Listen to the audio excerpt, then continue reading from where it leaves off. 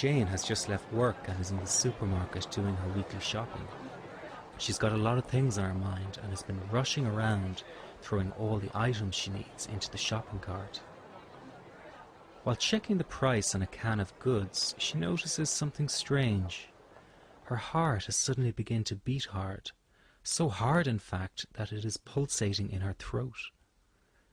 This startles her, and then she notices how her arm begins to shake with a pins and needles sensation. This is the first time anything like this has ever happened to her. She is confused and starting to get really scared. Something must be wrong, she thinks, and begins to mentally list all the possible things it could be. Is it the start of a heart attack? Is it an allergic reaction to something she ate? Her stomach and chest muscles feel really tense and her breathing becomes faster and more shallow. She glances around at the people near her, and as she does so, she feels lightheaded and dizzy. The confusion and fear she feels is sending her into a panic. The sensations in her body intensify, and she is convinced something awful is about to happen.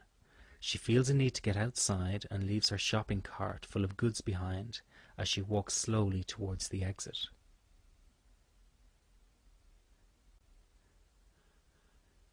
As soon as she is outside in the cool air, she feels a slight sense of relief and more in control as the physical sensations are losing momentum. Although she is calming down, she is still in shock and her body is shaking. It feels as if someone had just held a gun to her head.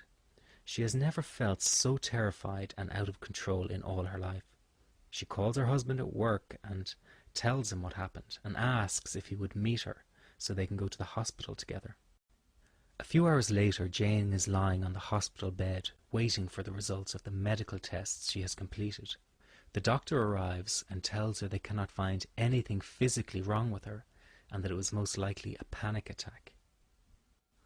This is relieving yet confusing at the same time. A panic attack, she thinks. She remembers an aunt that experienced panic attacks, but never really understood what that meant, and certainly never imagined it felt as scary as what she just went through. Glad that nothing is physically wrong, she checks out of the hospital and goes home.